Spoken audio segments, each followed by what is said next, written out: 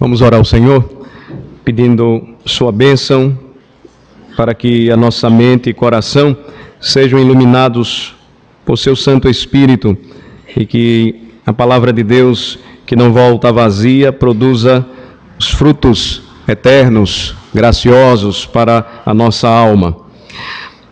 Abre, Senhor, o entendimento de cada um de nós.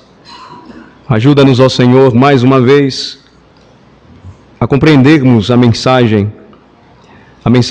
que se baseia na palavra que é tua, a palavra da salvação.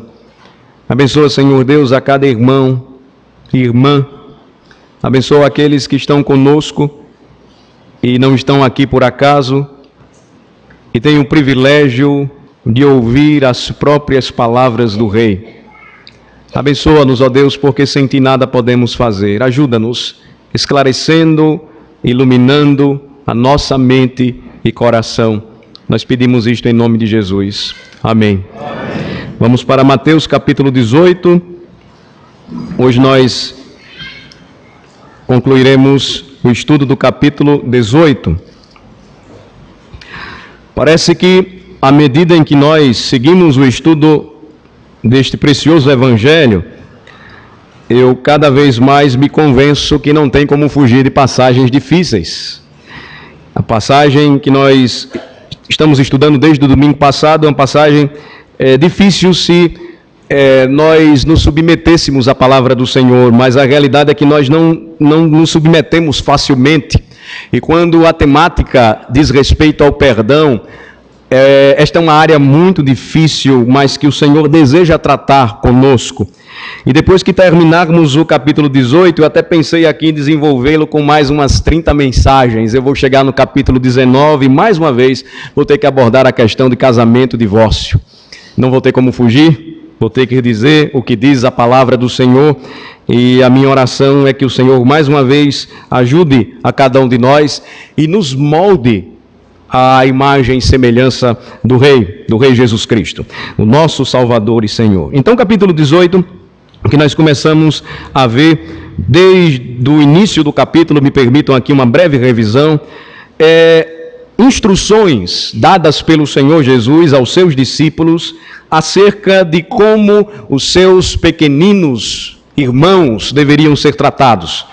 E ele vai tratar primeiramente do tema transformação nos versículos de 1 a 5. E é importante lembrar disso aqui, irmãos. Se esta transformação não for vivenciada e experimentada pelo homem, será impossível que ele entenda os outros passos que precisam ser dados quando o assunto diz respeito à Igreja de Cristo e como os crentes devem viver e se relacionar. Então, eu preciso me transformar em uma criança, é o que o Senhor Jesus diz claramente, porque se eu não me converter e não me tornar como uma criança, de modo algum entrarei no reino dos céus. Isso diz respeito à humildade do coração de uma criança. Não tem nada a ver com o infantilismo, fenômeno preocupante dos nossos dias. Eu não sei se você já ouviu falar desta palavra, mas são adultos que vivem vestidos com roupas de bebês. Infantilismo é um fenômeno preocupante da sociedade ocidental moderna. Você pode não imaginar, mas pode ter alguém andando ao seu lado com fraldas de criança. Ou que quando chega em casa se deita em um berço e chupa chupeta e toma mamadeira.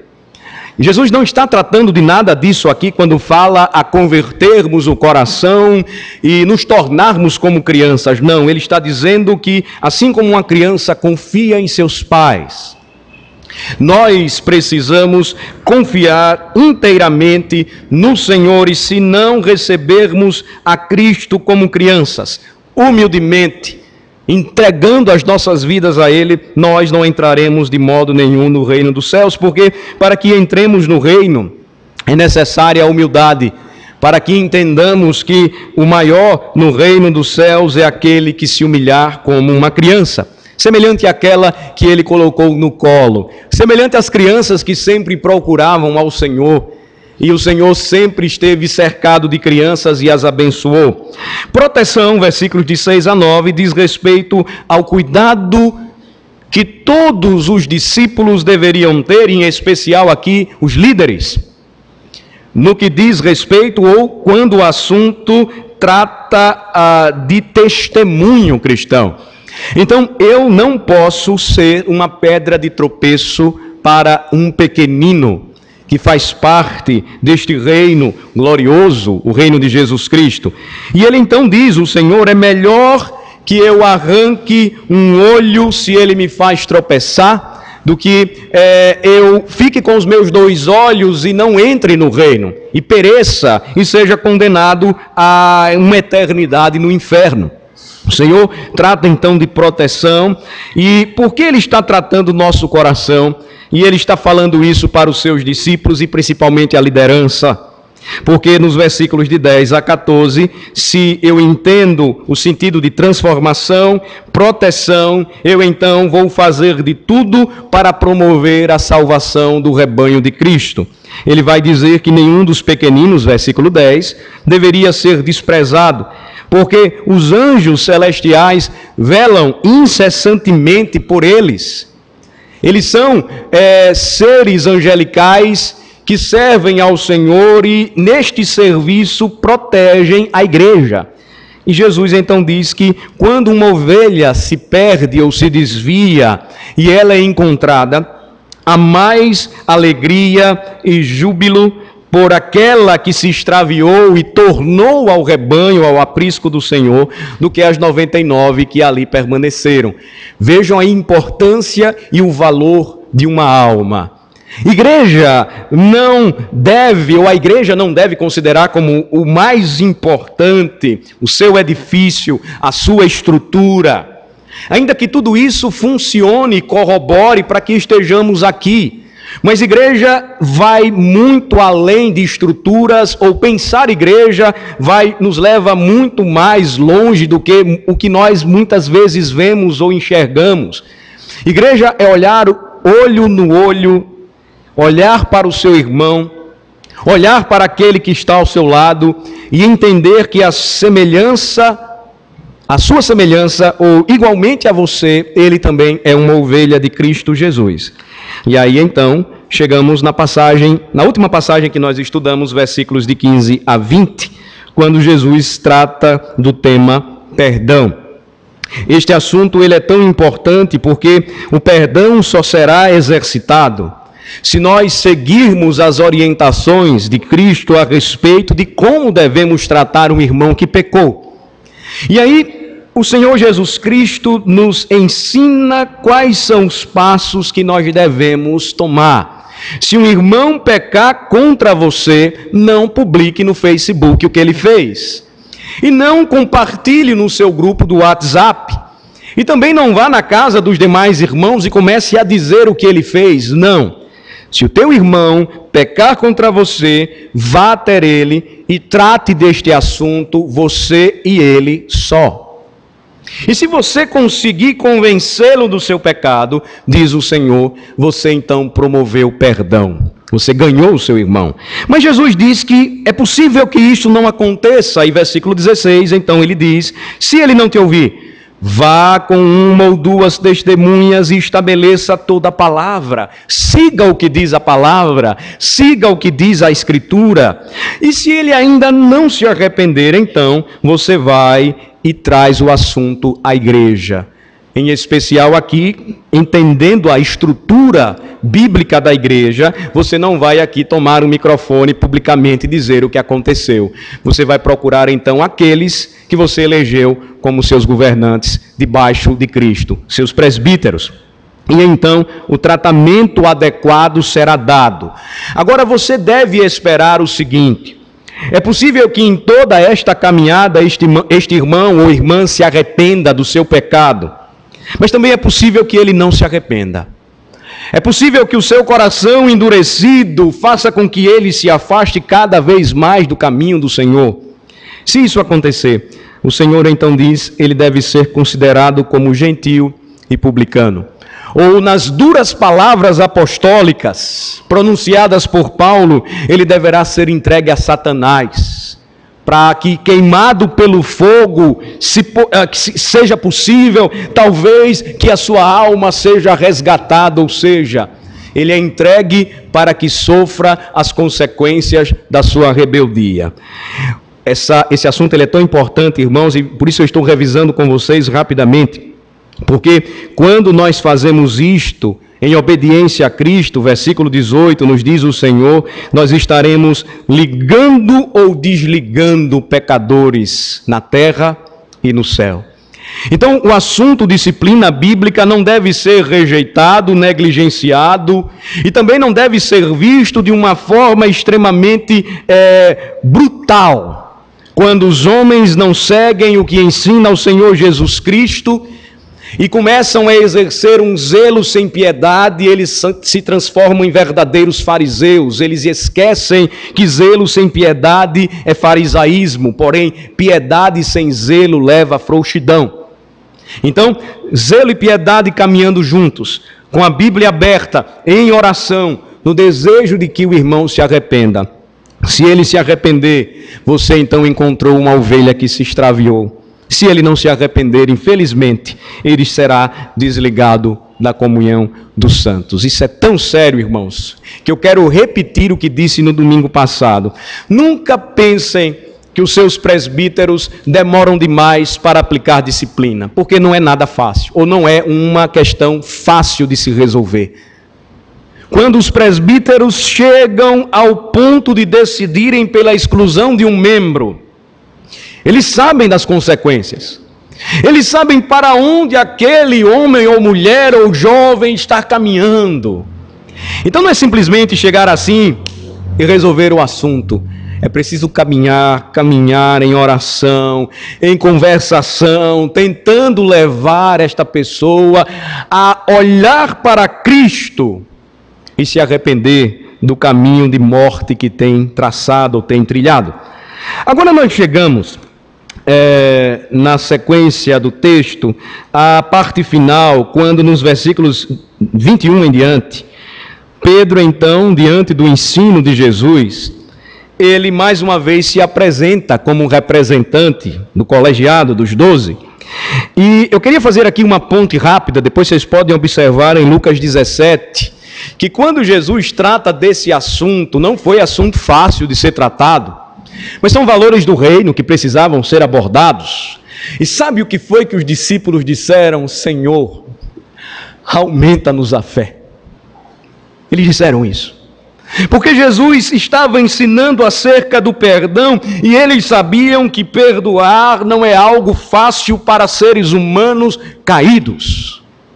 E eles disseram: Senhor, aumenta-nos a fé, porque é preciso ter fé e confiança no Senhor, de que todo este planejamento e orientação dará certo. E aí aqui nós temos o registro de Pedro, versículos de 21 a 22, se dirigindo ao Senhor Jesus, mais uma vez, e o que pergunta ele então faz ao Senhor? Vamos ler juntos, versículos 21, no versículo 22 nós temos a resposta de Jesus. Vamos lá. Então Pedro, aproximando-se, lhe perguntou: Senhor, até quantas vezes meu irmão pecará contra mim, que eu lhe perdoe? Até 7 vezes? Respondeu-lhe Jesus: Não te digo que até 7 vezes, mas até 70 vezes 7. Então Pedro, extremamente generoso, mas seguindo a escola dos rabinos, ele então tenta entender como solucionar essa questão, como tratar deste assunto. E ele, dirigindo-se ao Senhor, lhe pergunta: Senhor, até quantas vezes então meu irmão pecará contra mim, que eu lhe perdoe? Os rabinos ensinavam que você poderia fazer isso por 3 vezes, no máximo 4 vezes, depois acabou tudo. A questão estava mais ligada a passos matemáticos que deveriam ser cumpridos, a regras básicas e números que deveriam ser obedecidos. E aí Pedro então toma um número completo para o judeu, número 7, E ele diz: Senhor, até quantas vezes meu irmão pecará contra mim, que eu lhe perdoe? E aí eu vou tentar, Senhor, aqui melhorar ou dar uma guaribada aí no que os rabinos ensinam. Até 7 vezes? 7 vezes é um número bom? Ele peca contra mim e então eu conto 1, 2, 3, 4, 5, 6, 7. Se passar disso, então não preciso mais perdoar? Vejam só a resposta de Jesus. Jesus diz então: eu não te digo que até 7 vezes, mas até 70 vezes 7. Jesus não está dizendo aqui que 490 vezes seria o número ideal para se perdoar um irmão que lhe ofendeu. Mas o que Jesus está querendo dizer aqui é que não se limita perdão, quando o assunto é perdoar, não pode haver limite. E ele vai explicar isso melhor com uma parábola. E aí nós vamos entender melhor porque Jesus disse: eu não te digo até 7 vezes, mas 70 vezes 7. Estabelecendo que, quando o assunto diz respeito aos pequeninos do reino, não deve haver limites para o perdão. Isso é tão interessante, irmãos, que a igreja, que é incentivada, ensinada, motivada, exortada a perdoar, quando encontra um irmão. Recentemente, nós tivemos uma experiência dessa, eu e meus amigos da época da adolescência aqui na igreja. Nós não estamos tão velhos assim não, mas foi na época da adolescência, que o Dr. Jair era nosso professor. O Dr. Jair também não está tão velho assim não. Nós encontramos um irmão que voltou para a igreja. E aí ele aparece em um dos encontros de homens da nossa igreja. E ele passou um grande período de tempo longe, e agora ele volta. Mas quando ele volta, a expressão dos seus amigos da época não foi: mas rapaz, você não tem vergonha na cara não? Quanto tempo longe? Foi abraçar, dizer: que bom, você está aqui, você voltou. Então, a ideia... E a igreja sempre é este lugar onde o perdão deve ser exercitado. Sempre que um pecador se desvia e se afasta, mas torna novamente ao aprisco do Senhor, não fecha as portas, recebe, aceita, abraça, restaura. Então Jesus Cristo disse: não pode haver matemática quando o assunto é perdoar, e ele aí vai contar uma parábola interessante, para dizer ou explicar melhor, tornar mais clara a palavra que ele disse para Pedro e para os seus discípulos. Eu peço a atenção dos irmãos no versículo 23 até o versículo 35. Por isso, o reino dos céus é semelhante a um rei que resolveu ajustar contas com seus servos. E passando a fazê-lo, trouxeram-lhe um que lhe devia 10.000 talentos. Não tendo ele, porém, com que pagar, ordenou o Senhor que fosse vendido ele, a mulher, os filhos e tudo quanto possuía, e que a dívida fosse paga. Então o servo, prostrando-se reverente, rogou: sê paciente comigo, e tudo te pagarei. E o senhor daquele servo, compadecendo-se, mandou-o embora e perdoou-lhe a dívida. Saindo, porém, aquele servo encontrou um dos seus conservos que lhe devia 100 denários. E agarrando-o, o sufocava, dizendo: paga-me o que me deves. Então o seu conservo, caindo-lhe aos pés, lhe implorava: sê paciente comigo e te pagarei. Ele, entretanto, não quis. Antes, indo-se, o lançou na prisão até que saldasse a dívida. Vendo seus companheiros o que se havia passado, entristeceram-se muito e foram relatar ao seu senhor tudo o que acontecera. Então, seu senhor, chamando-lhe, disse: servo malvado, perdoei-te aquela dívida toda porque me suplicaste. Não devias tu igualmente compadecer-te do teu conservo, como também eu me compadeci de ti? E indignando-se, o seu senhor o entregou aos verdugos até que lhe pagasse toda a dívida. Assim também meu Pai Celeste vos fará, se do íntimo não perdoardes cada um a seu irmão. Jesus, ele já dá o sentido final da parábola, no último versículo, mas o que ele traz antes para nós necessita de uma reflexão, de uma observação. Ele começa dizendo no versículo 23 o seguinte, que o reino dos céus é semelhante a um rei que resolveu ajustar contas com os seus servos. Nota a expressão por isso. Ela faz uma ligação com a resposta do Senhor, de que ele disse a Pedro, a resposta dada a Pedro, eu não te digo que até 7 vezes, mas até 70 vezes 7. Por isso, o reino dos céus é semelhante a um rei que resolveu ajustar contas com os seus servos. Esse servo aqui é um escravo. A palavra na língua grega para escravo é doulos. Vocês já devem ter ouvido a palavra doula, que é tão comum nos dias de hoje, que são mulheres que se preparam e ajudam em realização de partos. Na realidade, até a palavra é pronunciada errada. Não é doula, na língua grega, doula ou doulos seria um escravo. E notem que este não era um escravo qualquer. Ele era um sátrapa ou presidente naquele reino ou naquele governo, à semelhança de Daniel na Babilônia e também no império de Dario, o Medo. O reino, então, o Senhor vai comparar a um rei que resolveu ajustar contas com seus servos. Estes servos eram responsáveis por determinadas províncias no Oriente, e sempre precisavam fazer a prestação de contas, assim como ainda hoje acontece em democracias. Os governantes precisam prestar contas dos seus gastos, lei de responsabilidade fiscal. Agora, imaginem se a lei de responsabilidade fiscal do nosso país fosse semelhante à deste reino. Não ia sobrar muito político, não.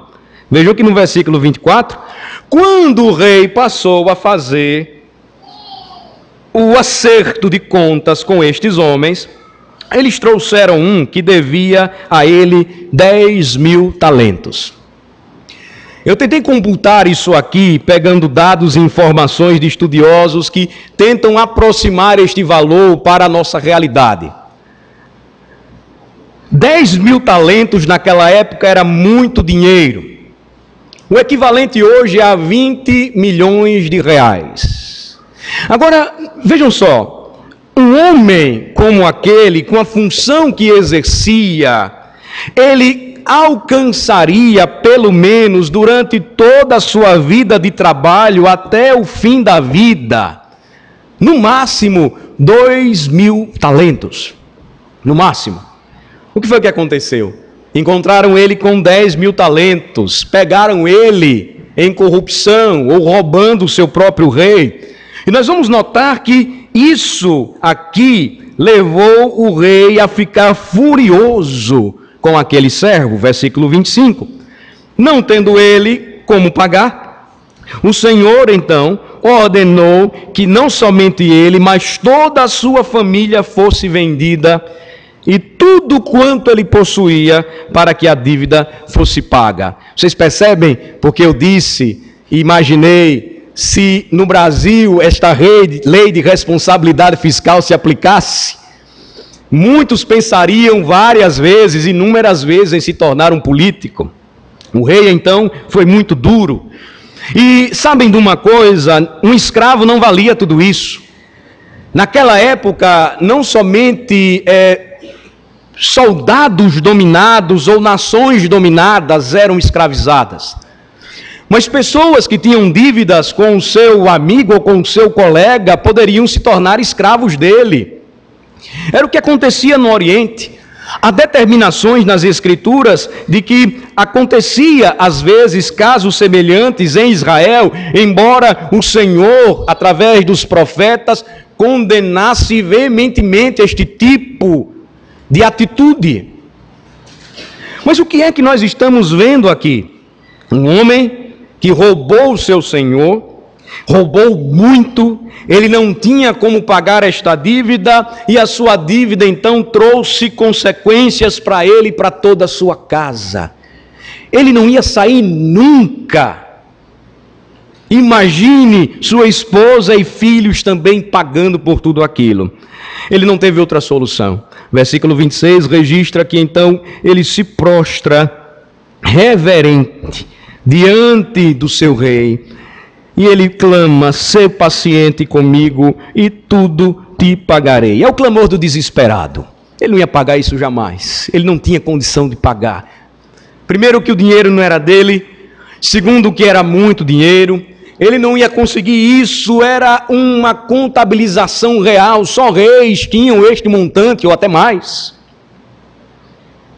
Mas ele clama desesperado, tentando pelo menos encontrar solução para o seu problema. E ele diz: "Tenha paciência comigo, Senhor, e eu vou pagar tudo para o Senhor." E aí vejam só a decisão do rei. Versículo 27. O Senhor daquele servo teve compaixão dele. Ele sabia que ele não tinha como pagar. Ele sabia que ele jamais conseguiria saldar esta dívida. Mas o Senhor então tem compaixão e diz a parábola de Jesus que ele manda aquele servo embora e ele perdoa a dívida. A dívida então se tornou um empréstimo perdido. Não mais dívida. O Senhor tratou como um empréstimo. É a linguagem mais literal quando o assunto ou a palavra é dívida aqui no versículo 27, ou 25, melhor falando. Ou no versículo 27, melhor falando. A dívida, então, por conta da compaixão do rei, é considerada um empréstimo perdido, que o rei então diz: "Eu vou perdoar você, você pode ir para casa, eu não vou escravizar, mas você, embora você merecesse, você e sua casa toda." Essa foi uma atitude misericordiosa e cheia de graça da parte do rei. Só ele poderia fazer isso. Só ele tinha poder para fazer isso. E ele fez. Qual deveria ser então a atitude de um homem como esse? Ele tinha uma dívida eterna, ele não poderia pagar, ele não tinha condições de fazer isso. Mas quando ele sai daquela situação, ele revela o que estava dentro de si. No versículo 28 diz o texto que bastou sair da presença do rei para encontrar um dos seus colegas que lhe devia 100 denários. Nada. Comparado ao que ele devia, nada. E ele não agiu com misericórdia. Diz o texto que ele agarrou, sufocou aquele homem e disse: "Me pague o que deves. Eu quero receber." E o seu conservo implorou e disse do mesmo modo, caindo aos seus pés, as mesmas palavras: "Tenha paciência comigo, e eu vou pagar para você." 100 denários ele pagaria facilmente, não demoraria tanto tempo assim. Mas a atitude daquele homem mau, no versículo de número 30, foi não ouvir o seu amigo, mas antes levá-lo até as autoridades competentes, lançá-lo na prisão, até que a sua dívida fosse paga. Meus irmãos, aquilo que plantamos neste mundo, colhemos, um dia colhemos. E o que aconteceu trouxe tanta tristeza para os outros conservos, que diz o versículo 31, eles foram até o Senhor e relataram em detalhes o que ele fez. Relataram toda a sua maldade, relataram toda a sua falta de misericórdia, relataram todo o seu desamor.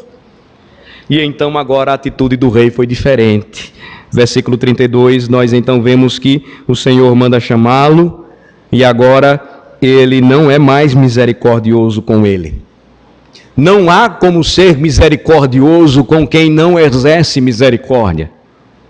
E ele diz então: "Servo malvado, eu te perdoei aquela dívida toda porque você me suplicou." Versículo 33, pergunta ao rei, aquele servo malvado: "Não devias tu igualmente compadecer-te do teu conservo, como também eu me compadeci de ti?" Agora ele é quem seria lançado para todo sempre em uma masmorra. mas seria torturado todos os dias pelos seus algozes ou verdugos. E percebam, se ele jamais conseguiria pagar esta dívida em vida, ele seria torturado até o dia da sua morte. Versículo 34. Indignando-se, o seu senhor o entregou aos verdugos até que lhe pagasse toda a dívida. Vejam só a conclusão de Jesus. Leiam comigo juntos o versículo 35. Assim, também meu Pai Celeste vos fará, se do íntimo não perdoardes cada um a seu irmão. Jesus, então, usa uma parábola para aplicar uma verdade espiritual importantíssima. Ele diz: do mesmo modo, também meu Pai Celeste fará vocês, se do íntimo vocês não perdoarem cada um a seu irmão. Vocês perceberam o peso e a gravidade desta palavra? Jesus Cristo, quando os discípulos pediram que ele lhes ensinasse a orar, não deixou de mencionar o seguinte: Pai nosso que estás nos céus, santificado seja o teu nome, venha o teu reino, faça-se a tua vontade, assim na terra como no céu. O pão nosso de cada dia nos dá hoje, e nos perdoa ou perdoa-nos as nossas dívidas, assim como nós temos perdoado aos nossos devedores. Se nós não fizermos aquilo que Cristo nos manda e nos ensina, como podemos esperar o perdão que vem do Senhor? Na verdade, o que o Senhor Jesus queria ensinar aos seus discípulos, e me permitam aqui agora aplicar esta parábola, primeiramente é que todos nós somos devedores a Deus. Todos pecaram e carecem da glória de Deus. Ninguém aqui pode se apresentar sem dívida diante do seu Senhor, porque nenhum de nós pode pagar, seja a sua própria dívida, ou seja a dívida de seu irmão. A nossa dívida, e eu espero que você tenha entendido isso, é a mesma dívida deste homem da parábola, o credor incompassivo. A nossa dívida, que é o nosso pecado, só traria um salário para nós, ou só nos faria receber um salário, a morte, e não somente física, mas também eterna. O Senhor aqui ensinando aos seus discípulos, e isto inclui cada um de nós, queria lembrar que todos nós somos devedores de Deus, que nenhum de nós pode pagar, seja a sua própria dívida, seja a dívida do seu irmão, mas que tal dívida precisa ser paga. A palavra de Deus é clara a respeito disso. A Escritura diz que a alma que pecar deve morrer. A Escritura diz que o homem não tem justiça própria, se extraviou, abandonou o caminho do Senhor. E o Senhor requer, sim, expiação e satisfação pelo pecado do homem, por ser justo. Esta dívida precisa ser paga. Jesus está aqui mostrando e revelando tudo aquilo que somos, para nos lembrar aquilo que veio fazer por nós, que viria fazer por seus discípulos, porque por meio da expiação de Cristo, nos diz a Escritura, a dívida foi paga. Vejam só Mateus, capítulo de número 20, olhem comigo. Versículo 26, prestem bem atenção ao versículo de número 28, que é o versículo chave. Vamos ler do 26 ao 28, Mateus 20. Vamos ler? Não é assim entre vós. Pelo contrário, quem quiser tornar-se grande entre vós, será esse o que vos sirva. E quem quiser ser o primeiro entre vós, será o vosso servo, tal como o Filho do Homem, que não veio para ser servido, mas para servir e dar a sua vida em resgate de muitos. Todos devemos a Deus. Ninguém pode pagar a sua dívida ou a dívida da sua mulher, dos seus filhos, do seu amigo. A dívida precisa ser paga, nós não podemos pagar. Cristo Jesus então vem para pagar a nossa dívida. A expressão resgate, ela é importantíssima na Bíblia. Ele veio para servir e dar a sua vida em resgate por muitos. Ele veio para redimir e libertar o seu povo. A ideia clara é de que nós éramos escravos e Ele nos comprou deste mercado de escravidão. E nos tornou livres e nos fez livres para que vivêssemos para Ele.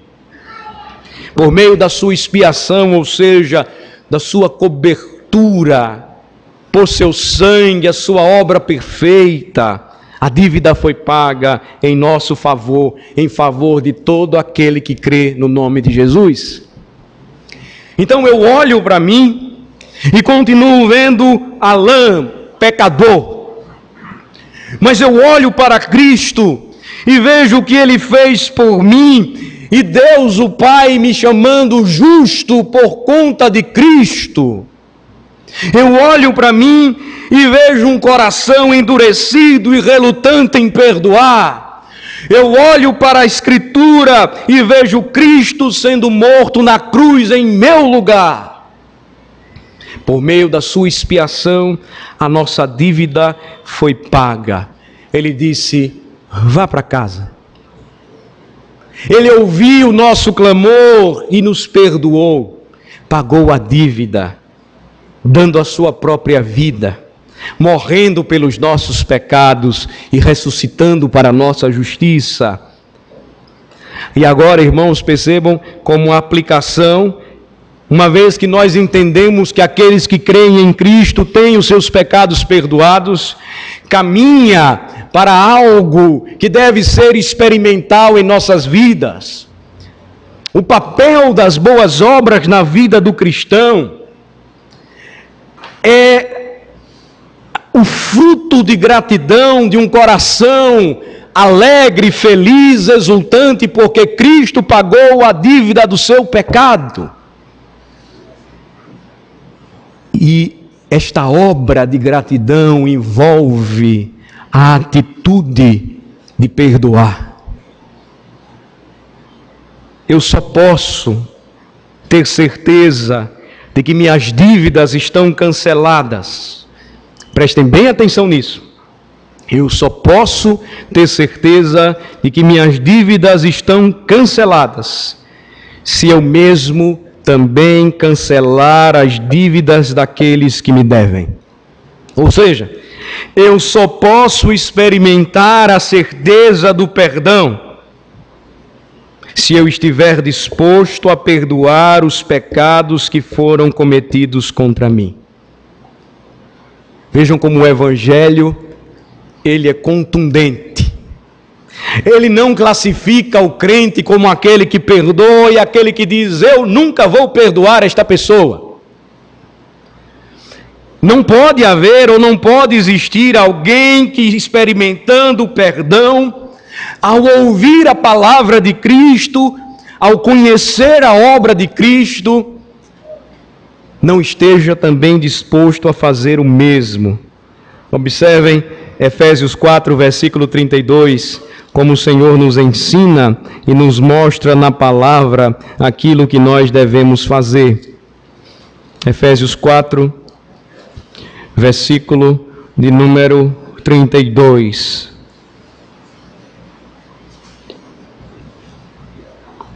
Ser santo é ser semelhante a Cristo. Ser santo é entender a sua dificuldade e impossibilidade de naturalmente perdoar. Porque você é mau, porque o seu coração é pecaminoso. Ser santo é entender a necessidade que temos de Cristo E uma vez compreendendo que nele nós temos os nossos pecados todos perdoados, estamos livres da culpa do pecado, é inevitável que sejamos desafiados a perdoar e que esse desafio seja aceito por nós. Versículo 32 diz assim, o que nós vamos ler, Efésios 4, 32. Vamos ler? Antes, sedes uns para com os outros, benignos, compassivos, perdoando-vos uns aos outros, como também Deus em Cristo vos perdoou. Não é uma ideia nova que o pastor Alan está trazendo para vocês hoje aqui, não. Perdoar reflete aquilo que de fato eu experimento em Cristo, se tenho certeza, experimento de fato a certeza de que os meus pecados estão perdoados. A palavra de Deus é clara, antes da gritaria, da ira, da cólera, da blasfêmia, sede uns para com os outros benignos, cheios de bondade, compassivos, cheios de compaixão, perdoando-vos uns aos outros, como também Deus em Cristo vos perdoou. A grande verdade, irmãos, é que não deveria, para quem foi perdoado, ser tão difícil perdoar. Se nós olhamos para Deus, a obra que Ele fez por nós em Cristo, se nós olhamos para Cristo, o nosso Redentor, nos reconciliando consigo e com o Pai, quando nós ainda éramos seus inimigos, não deveria ser tão difícil para a gente perdoar. E nós, irmãos, porque não exercitamos o perdão, começamos a agir carnalmente e deixamos que a ira, que a cólera, que a blasfêmia tome conta da nossa alma. Quando a palavra diz, sejam benignos, compassivos, uns para com os outros, perdoadores uns aos outros, como também Deus em Cristo vos perdoou. São 10.000 talentos contra 100 denários. Percebam? Uma eternidade que não poderíamos jamais saldar, de uma dívida que jamais poderíamos pagar, e que Cristo pagou por nós quando nós ainda éramos seus inimigos, contra os 100 denários que às vezes nós não conseguimos resolver como irmãos, contra os 100 denários que muitas vezes nós não conseguimos resolver com o nosso cônjuge, esposo ou esposa, porque falta aquilo que o Senhor requer de nós, um coração como de uma criança. Os 100 denários, que afasta crentes que foram perdoados e que não irão mais para o inferno, que afasta filhos dos seus próprios pais, porque não sabem, porque não conseguem fazer algo que não deveria ser tão difícil para nós, uma vez que nós experimentamos o perdão. Percebam, irmãos, a palavra de Cristo ela é tão séria para nós nesta noite, que a pessoa que não perdoa, segundo a palavra de Cristo, ela está destinada ao castigo eterno. Você já parou para pensar nisso? A pessoa que não perdoa, ela não vai ter perdão. A pessoa que não exerce misericórdia, não terá misericórdia.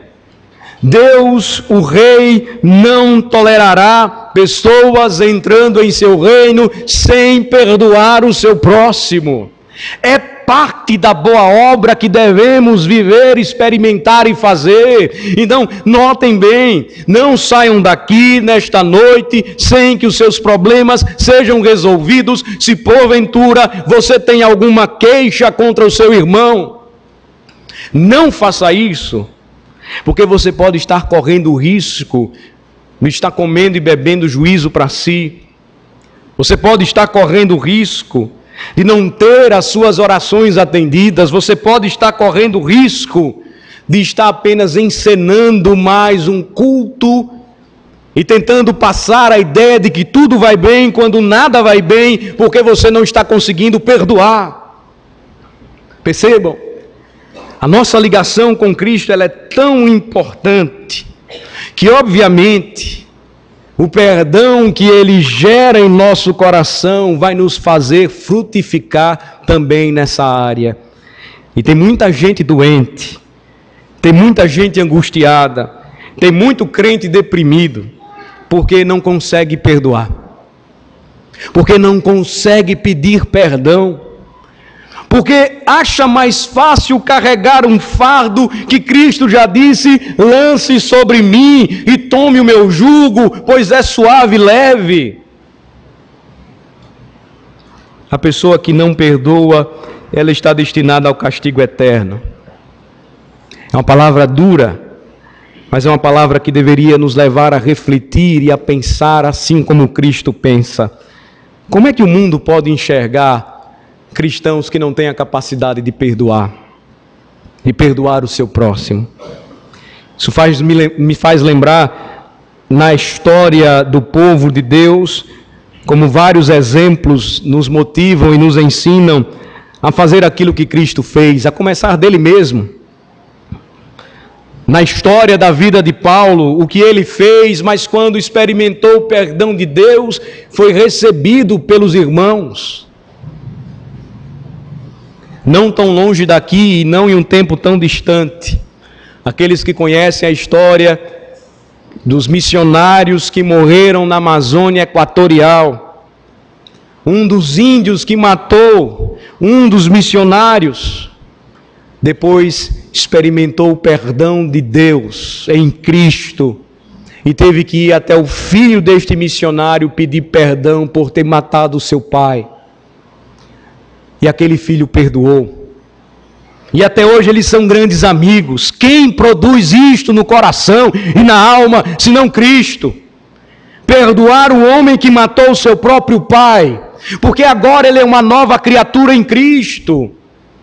Não podemos, irmãos, continuar acreditando ser possível viver o Evangelho, nos apresentarmos como cristãos, se não temos a mínima capacidade de perdoar. Então eu repito, vá para casa hoje, durante a semana, ore e reflita, e não deixe de resolver os seus problemas. Não deixe, não faça isso.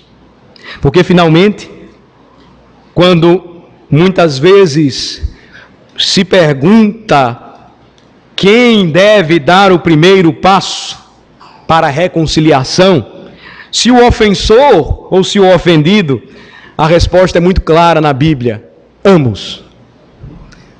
Os dois. Jesus falou mais adiante em Mateus capítulo 5 sobre isso, para que ninguém fuja desta verdade. Eu quero novamente ler para vocês Mateus capítulo 5, por favor, vamos para lá. Versículos 23 e 24.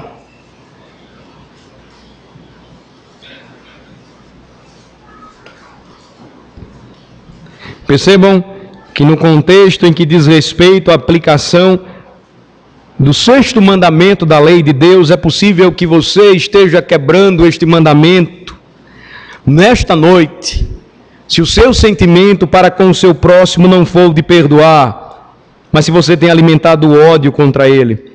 Versículos 23 e 24 diz: se, pois, ao trazeres ao altar a tua oferta, ali te lembrares de que teu irmão tem alguma coisa contra ti, o que você deve fazer? Deixa perante o altar a tua oferta, vai primeiro reconciliar-te com teu irmão, e então, voltando, faze a tua oferta. Para que não aconteça com você o que aconteceu na parábola do capítulo 18. Entra em acordo sem demora com o teu adversário enquanto estás com ele a caminho, para que o adversário não te entregue ao juiz, o juiz ao oficial de justiça, e sejas recolhido à prisão. Em verdade te digo que não sairás dali enquanto não pagares o último centavo. Não há misericórdia para quem não exercer misericórdia. Não pode haver. Você precisa ser misericordioso. Você precisa perdoar. E quando você tentar fugir, assim como eu muitas vezes tento, e digo assim, não, Ele que tem que vir até mim, o Senhor Jesus então não me dá escapatória. Se alguém peca contra mim, eu devo ir até Ele. E se eu sei que pequei contra Ele, eu também devo ir. Eu não tenho como fugir. Você não tem como fugir.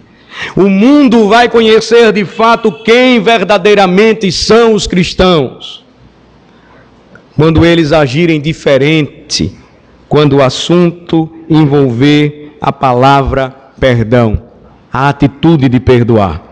Que o Senhor abençoe o seu povo, que o Senhor abençoe a sua igreja, e que, entendendo juntos a importância de aprendermos de Cristo, exerçamos o perdão. Sejamos uma igreja que perdoa, não uma igreja que, quando disciplinadora, ela deseja destruir e acabar com a vida e com a alma daquele crente. Mas uma igreja que, quando disciplina, tem a consciência. E eu posso atestar isso, irmãos, testemunhar isso do conselho desta igreja. Se alguém foi disciplinado e abandonou a congregação, não foi porque o conselho deixou de chorar, orar e abraçar esse irmão, mesmo dizendo, você precisa disso para que você não morra. Nunca, jamais faríamos aquilo que contraria a palavra de Cristo. Porque como é que poderíamos ensinar nesta noite você também a perdoar? Porque como poderíamos pregar nesta noite a necessidade que temos todos de perdoar? Então, irmãos, como diz hoje no linguajar jovial, deixemos o mimimi e vamos começar a obedecer o que diz o Senhor. Deixemos o melindre e vamos resolver, porque às vezes as questões são tão pequenas, sem denários. E aí nós queremos agir como se Deus fôssemos. Ele me deve 10.000 talentos. Não se esqueça, você devia isto, eu devia isto, e Cristo pagou tudo por nós. Oremos ao Senhor. Ó Senhor, nosso Deus e Pai, bendizemos o Teu santo nome, pelo privilégio de estudarmos juntos a palavra. Nós suplicamos a Tua graça, suplicamos a Tua bênção, para que vivamos como corpo, que ligado ao Senhor Jesus Cristo, o imita. Assim como Ele nos perdoou, ensina-nos e ajuda-nos, Senhor, a perdoar. Aumenta a nossa fé, porque por vezes, ó Senhor, somos tão duros e maus, e agimos como aquele servo malvado, e ainda queremos esperar misericórdia, se não temos a capacidade de, refletindo aquilo que Cristo fez por nós, agir como Ele, perdoando o nosso irmão que nos deve tão pouco. Abençoa, Senhor Deus, o Teu povo, sarando as feridas, porque é possível que muitos nesta noite não tenham conseguido resolver os seus problemas, ofenderam ou foram ofendidos, e ao invés de tratarem pela palavra e exercendo o perdão, receberem a cura que vem do Senhor, adoecem, se enfraquecem, desanimam e morrem. Abençoa, Senhor Deus, a Tua igreja, e que ela seja conhecida como uma igreja que ama ao Senhor Jesus Cristo, de tal forma que este amor é manifesto nos relacionamentos entre marido e mulher, entre pais e filhos, entre amigos e irmãos, entre líderes e ovelhas. Abençoa, Senhor Deus, a Tua igreja, para que ninguém aqui nesta noite saia deste santuário sem a firme resolução de perdoar. De não perdoar apenas 7 vezes, mas de perdoar ao Senhor sem limites. receber aquele que arrependido deseja reconciliação. Abençoa, Senhor, o teu povo, e obrigado, porque aqui, aos teus pés, nós somos ensinados e tratados. Em nome de Jesus oramos. Amém.